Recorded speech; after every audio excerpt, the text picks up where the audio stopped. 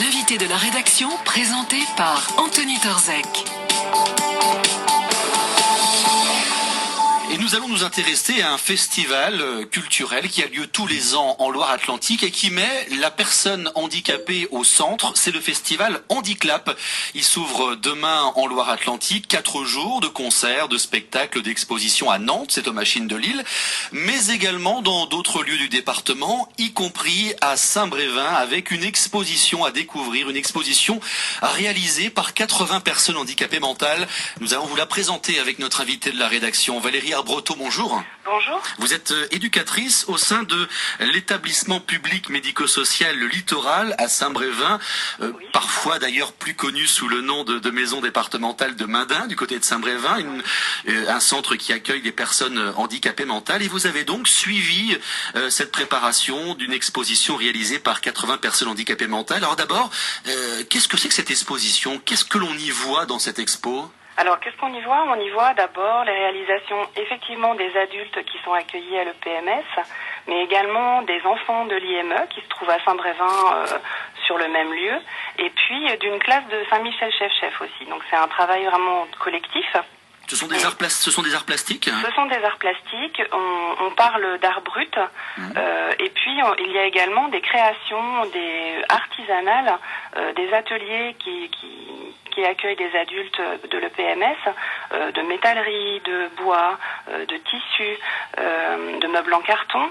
Et donc ce sont des créations très très variées, des tableaux, des sculptures, des expériences sensorielles. Il y a beaucoup de choses à toucher, à sentir, puisque le thème ce sont les sens. Cette année, c'est le thème que nous avons choisi. Et puis il y a aussi un très très beau travail de photographie d'Emmanuel Bazin.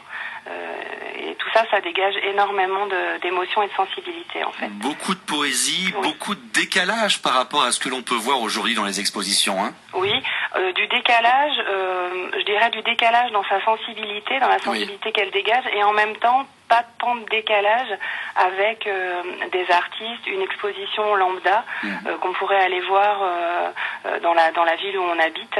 C'est un petit peu le but aussi de cette exposition, c'est de montrer que qu'on soit porteur d'un handicap ou non, on a une sensibilité artistique qui est la même pour tous, quoi. Alors justement, que nous apportent ces personnes handicapées en matière culturelle? Est-ce qu'elles créent de façon différente?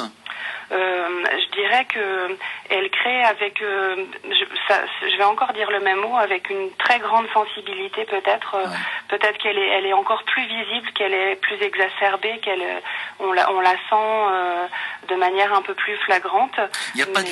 Pardonnez-moi, je vous coupe, mais il n'y a pas de limite peut-être comparé à des personnes valides qui pourraient rentrer dans des cases, dans des carcans culturels. Là, on laisse vraiment libre cours à ce qu'on ressent, c'est ça?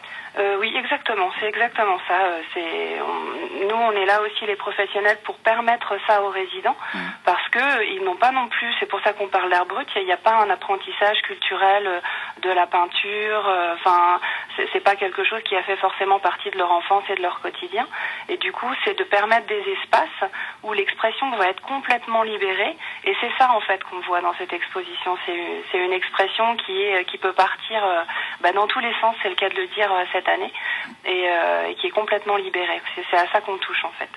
Qu'est-ce que ces personnes handicapées ont appris lorsqu'elles ont créé l'ensemble de ces œuvres?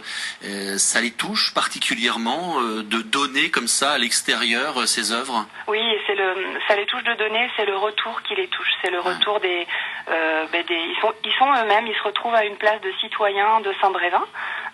Ils vivent à Saint-Brévin, et des fois ça peut leur paraître un petit peu d'être en marge, et puis finalement là ils sont aussi eux-mêmes citoyens de Saint-Brévin, et ils rencontrent des autres personnes qui vivent à Saint-Brévin, qui sont touchées peut-être de loin ou même pas du tout par le handicap, et qui leur disent, puisque ce sont les résidents qui assurent les permanences et qui font visiter les expositions, et ils rencontrent des gens qui leur disent à quel point ils sont touchés par leur travail, qu'ils mesurent le temps qu'ils ont passé, et que vraiment l'émotion qui se dégage des œuvres touche les habitants de Saint-Brévin. C'est ça surtout qu'ils retiennent.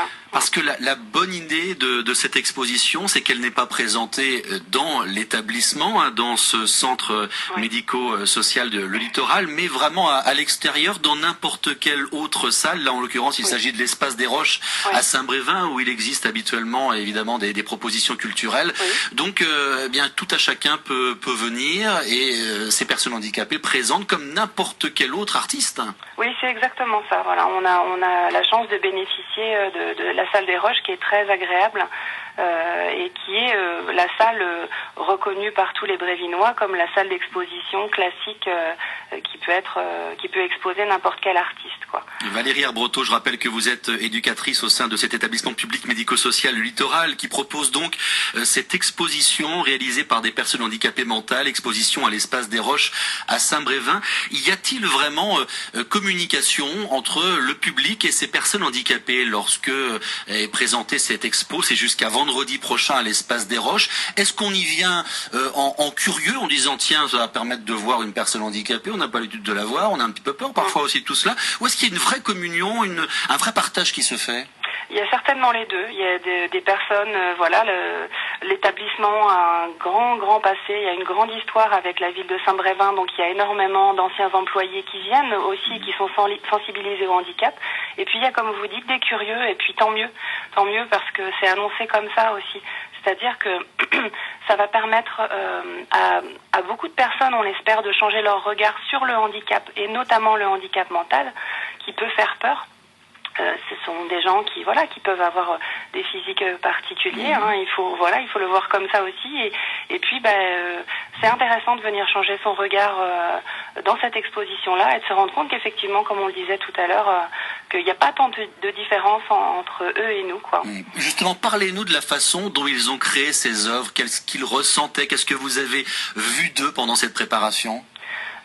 Énormément d'assiduité, énormément de motivation, c'est de mettre tout son cœur à créer quelque chose avec vraiment en tête la dimension exposition, c'est-à-dire que c'est pas n'importe quelle création, puisque des créations on en fait tout au long de l'année pour nous-mêmes, pour eux-mêmes ils en font, hein, pour d'autres événements, mais c'est vraiment cette dimension de devoir être exposé à l'extérieur à des gens qui ne sont pas sensibilisés forcément.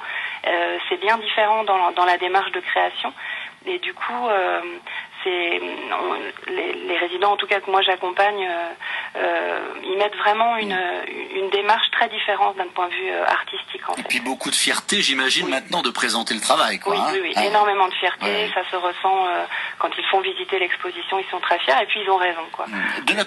De votre regard d'éducatrice qui, évidemment, dans le quotidien est aux côtés de ces personnes handicapées mentales, trouvez-vous que notre société est assez ouverte sur ces personnes? La société elle est encore assez effrayée par les personnes qui sont atteintes de maladies mentales. C'est vis-à-vis des lois, des dernières lois, et puis peut-être de ce type d'action, je pense que ça porte bien plus. Il y a un regard qui peut être en train de se modifier. Je suis peut-être très mal placée pour juger de ça, puisque moi je juge ça de l'intérieur, et que mon regard il a changé il y a plusieurs années auparavant. Mais je suis pas sûre, non, que ça soit complètement... Encore du travail à faire. Oui, encore beaucoup de travail. Puis ce type de travail, c'est, je pense, la meilleure façon, quoi. On va donner toutes les infos pratiques, si vous le voulez bien, pour cette exposition à découvrir. Elle s'appelle Les sens dans tous les sens, c'est ça, Les sens dans tous les sens. Et puis, c'est jusqu'à vendredi maintenant, puisque nous, on est un petit peu en avance sur le festival Handiclap classique. Donc jusqu'à vendredi, vous pouvez venir. C'est de 10h à 18h. Salle des Roches à Saint-Brévin-les-Pins. Elle se trouve dans le centre de Saint-Brévin? C'est ça, un petit peu en dessous de la mairie, quoi. Et c'est totalement gratuit? C'est totalement gratuit, et vous serez accueillis par des résidents qui vous expliqueront leur travail. Et voilà, plus que l'expo, je crois que la rencontre est aussi belle à découvrir aussi et à vivre. Cette expo donc est à l'espace des Roches à Saint-Brévin, vous l'avez compris, c'est jusqu'à vendredi prochain. Voilà. Merci Valérie Arbroto d'avoir été avec nous. Je rappelle que vous êtes éducatrice au sein de cet établissement public médico-social Littoral, et c'est cet établissement qui est à l'origine de cette belle exposition à découvrir à Saint-Brévin. Demain, avec notre invité de la rédaction,